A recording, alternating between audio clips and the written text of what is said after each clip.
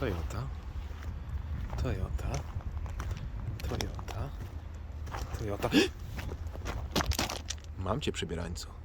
Cześć, Bartek Urban. Zapraszam do testu Suzuki Sways. Tak, Suzuki Sways to po prostu Toyota Corolla TS Kombi ze znaczkami Suzuki. Ze znaczkami Suzuki oraz ze zmienionym przednim zderzakiem. I to wszystko.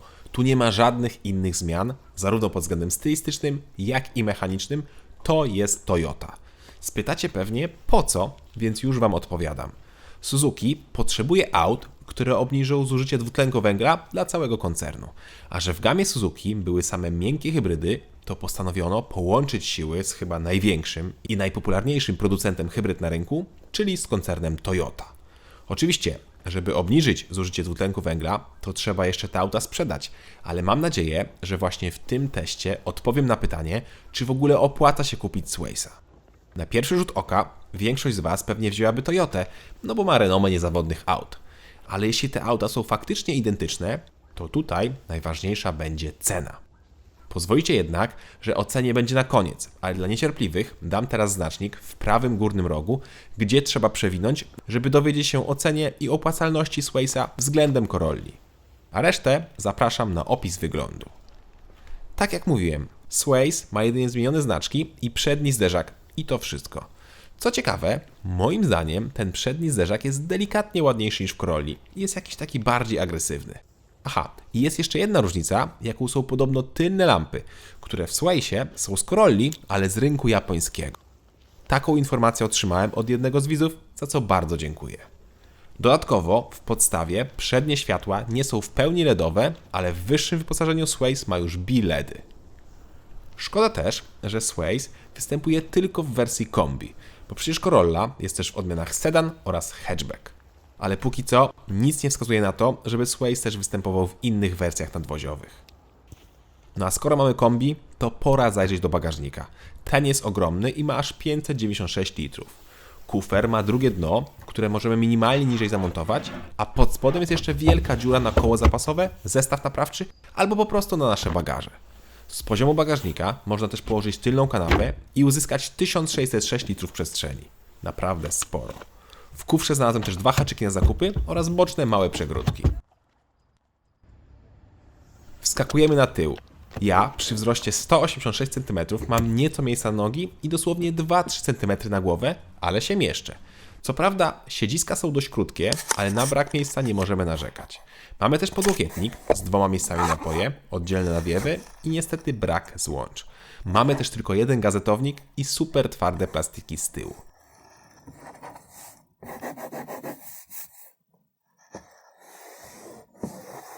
Z przodu witają nas w pełni manualne fotele, które nie należą do najwygodniejszych. Ja po kilku godzinach trasy czułem mały dyskomfort pleców, ale może to już starość, sam już nie wiem. To, co nieco mi przeszkadzało, to przy wsiadaniu ta deska, która mocno wychodzi do kabiny i jak znajomy na przykład pierwszy raz wsiadał do Swaysa, to od razu przywalił kolanem w to wystające miejsce. Trzeba się do tego przyzwyczaić. Tak samo jak trzeba się przyzwyczaić do deski rozdzielczej, która to oczywiście jest identyczna jak w Toyocie. Jest smutna i momentami mocno archaiczna, ale też jest bardzo prosta w obsłudze. Każda najważniejsza funkcja ma swój fizyczny przycisk, czyli tak jak powinno być. Nieco razi już ten ekran od multimediów z ogromną ramką i bardzo starym interfejsem, ale na szczęście auto dostało obsługę Apple CarPlay czy Android Auto, więc to nie jest już aż tak duży problem. Chociaż ja tu miałem dziwną przypadłość, bo podczas słuchania muzyki klasycznej poprzez Android Auto każda zmiana głośności skutkowała zatrzymaniem audio i musiałem je ponownie włączyć. Nie wiem, czy ktoś z Was też miał taki problem w Toyocie albo Suzuki, bo może to tylko ja miałem jakiś taki dziwny problem z moim telefonem albo z tym egzemplarzem samochodu. Poza tym system działa tak raczej poprawnie, bez większych zacięć. W ogóle mój Sways miał podstawowe wyposażenie Premium Plus, które jest naprawdę bogate. Wszystko to, co widzicie, jest już w tym podstawowym wyposażeniu, czyli jest dwustrefowa klima, jest kamera cofania, są podgrzewane fotele, podgrzewana kierownica, szyby w prądzie, no moim zdaniem jest tu prawie wszystko. Prawie, bo na przykład nie ma czujników parkowania, za które trzeba dopłacić około 750 zł.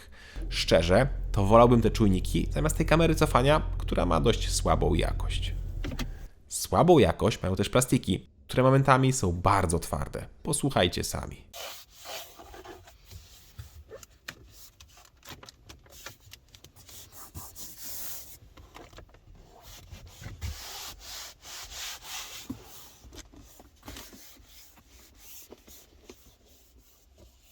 No jest twardo i czasem coś tam lekko zaskrzypi. Ale do spasowania nie mam w sumie zastrzeżeń, bo podczas jazdy jest cisza. Zastrzeżenia mam za to do schowków, których jest mało. Zwłaszcza w tunelu środkowym, gdzie ta półeczka tam w tle jest za mała na telefon, czy portfel, czy chociażby okulary, a na środku mamy tylko 2 cup holdery. Przydałoby się nieco więcej przegródek. Jeszcze zapomniałem powiedzieć o zegarach, które są wpół cyfrowe i wpół analogowe. Po bokach, jak widzicie, mamy analogowe wskazania, a środek z prędkościomierzem i komputerem pokładowym jest cyfrowy. Mamy nawet 2 kolory podświetlenia w zależności od trybu jazdy. Dobra, to pora zajrzeć pod maskę, bo tutaj jest różnica względem Corolli. W sensie silnik i cały osprzęt wciąż jest od Toyoty, z tym, że Sways może mieć tylko silnik 1.8 hybrydowy, a Corolla ma jeszcze hybrydowe 2.0 oraz zwykłe benzynowe 1.2. Tak więc pod maską Suzuki jest wolno ssący benzynowy silnik 1.8, rzędowa czwórka, o mocy 98 koni, który jest połączony jeszcze z silnikiem elektrycznym. I taki układ ma łącznie 122 konie oraz 142 Nm. I co ważne, silnik jest na wtrysku wielopunktowym.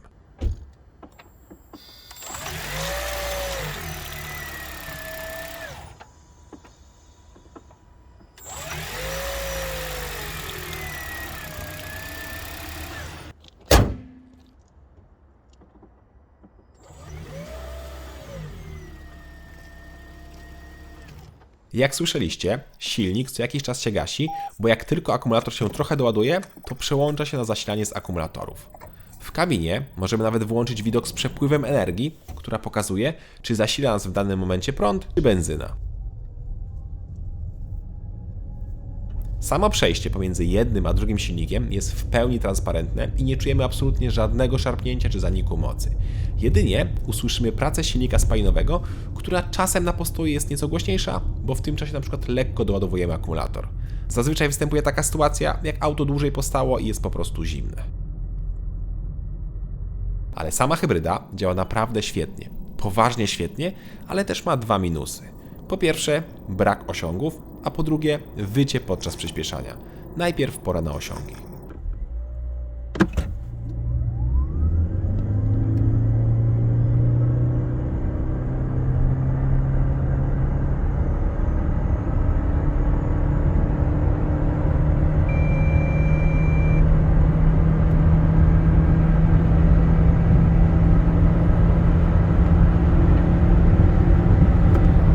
Katalogowo powinno być 11,1 sekundy, choć ja nigdy nie złamałem bariery 11,6 sekundy.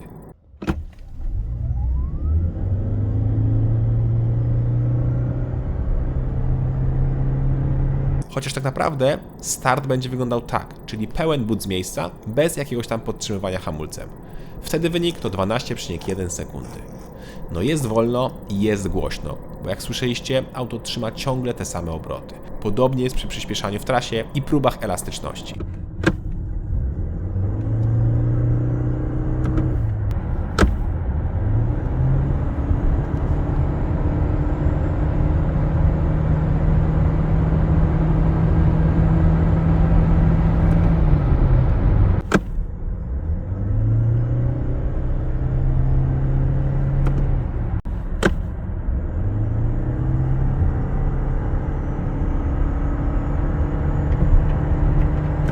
Słabe osiągi i dużo wycia. To auto nadaje się idealnie do miasta, a z trasą jest dużo gorzej. Raz, że nieco wyje, a dwa, że mamy dość słabe wyciszenie i przy 140 jest już naprawdę głośno.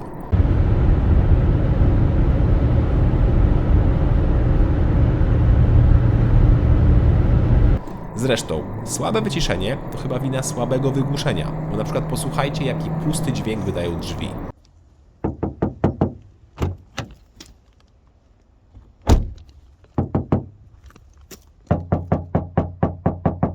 No słychać, jakby tam nic nie było, zupełnie jak w mojej głowie.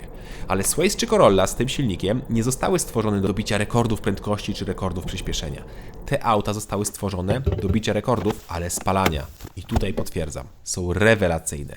Popatrzcie na moje spalanie, gdzie nigdy nie przekroczyłem 7 litrów, a mój rekord to 4 litry. Tak, 4 litry i to w zimie. Szok. Poważnie, no to auto jest super oszczędne i to jest jego największa zaleta. Druga to taka, że można łatwo zagazować i auto jest idealne na taksówkę, co zresztą widać na ulicach. Mnóstwo jest Corolli, Aurisów czy Priusów właśnie z tym układem napędowym i w 99% te auta są dodatkowo zagazowane. Jednostka 2.0 już aż tak podatna na LPG nie jest, stąd też większość taksówkarzy jeździ właśnie z silnikiem 1.8 i w pełni ich rozumiem. Do miasta to świetna propozycja. W trasie przy 120 auto pali tak 5,5 do 6 litrów, a przy 140 około 7-7,5. Wciąż dobrze, ale tutaj już bez rewelacji, bo na przykład 245-konna benzynowa Octavia RS paliła mi 8 litrów przy 140, więc bardzo podobnie. Bak paliwa ma 43 litry, czyli nie za dużo. W trasie te 7 litrów więcej by się przydało. Sways też nie jest oczywiście królem zakrętów, ale ma za to bardzo komfortowo zestrojone zawieszenie, bardzo miło się płynie przez dziury. Oczywiście przekłada się to na pokonywanie zakrętów, gdzie auto nieco się wychyla, ale już to ustaliliśmy. Sways nie nadaje się do szybkiej jazdy. Auto prowadzi się tak nijako, ale w sumie do spokojnej jazdy jest akurat. Wracając jeszcze do skrzyni biegów, to jest to ECVT, czyli jest to przekładnia planetarna. Posiada m.in. dodatkowy tryb B do rekuperacji, czyli odzyskiwania energii z hamowania. To pora na cennik i na odpowiedź na pytanie, czy Sways jest tańszy od Corolli. Odpowiadam, tak, jest tańszy. Sways jest około 5000 zł tańszy z tym samym wyposażeniem. Testowany Sways kosztuje w podstawie 108 500 zł, a Corolla TS Kombi z tym samym silnikiem i wyposażeniem Comfort, które było bazą dla Suzuki, kosztuje 108 900 zł. Z tym, że wciąż w podstawowej Corolli Comfort brakuje np. elektrycznie składanych lusterek, podgrzewanych foteli, cyfrowych zegarów, ekranu multimedialnego, czyli tego mniej więcej, co daje pakiet Tech za 6500 zł. W tym pakiecie jednak jest dodatkowo parkowanie automatyczne oraz nawigacja, ale na przykład nie ma podgrzewanej kierownicy, więc pewnie różnica wynikająca z tego pakietu to takie realne 4500 zł. Do tego oczywiście trzeba doliczyć te 400 zł różnicy z ceny podstawowej, czyli różnica to, tak jak mówiłem, około 5000 zł na korzyść Suzuki. W Suzuki mamy tylko 2 poziomy wyposażenia i tak naprawdę nie da się nic doklikać, są tylko jakieś drobiazgi. Z drugiej strony trochę jesteśmy zmuszeni do opcji, których byśmy pewnie nie potrzebowali, jak na przykład grzane fotele, kamera cofania czy grzana kierownica, które są już w podstawie. Czyli jeszcze raz, podstawowy Sways Premium Plus z 2022 roku kosztuje 108 500 zł, czyli o 5000 zł więcej niż ten z roku 2021. Tak, wszystko drożeje. W tej cenie dostajemy bardzo bogate wyposażenie, które teraz widzicie na ekranie. Jest też tutaj takie porównanie do wersji Elegance, która jest o 14 000 zł droższa. Czyli Suzuki opłaca się bardziej niż Toyota, bo to samo auto, tylko tańsze o około 5000 zł. Oczywiście, jeśli potrzebujemy takiego wyposażenia oraz jeśli chcemy ten silnik, bo tak jak mówiłem, Corolla ma większy wybór silników. Mój znajomy kiedyś powiedział, że Corolle kupują osoby, które nie znają się lub nie lubią motoryzacji, a potrzebują po prostu niezawodnego auta. Dużo w tym prawdy, bo Corolla, czy tam raczej Suzuki Sways, nie jest ani autem pięknym, ani nie jest autem interesującym, czy nie jest autem, które daje radość z jazdy. Można nawet powiedzieć, że Suzuki jest archaiczne w środku i nudne. Ale co z tego, skoro jest niesamowicie oszczędne, praktyczne i bardzo dobrze wyposażone. Do tego ten napęd znany jest ze swojej niezawodności oraz z tego, że bardzo dobrze znosi instalację LPG. Ta dziura w bagażniku aż się prosi o butlę LPG. Więc to jest bardzo dobra opcja dla kierowców taksi czy innych przewozów ludzi. Jeśli więc szukasz auta typowo do miasta, to Sways to naprawdę ciekawa opcja. Cześć!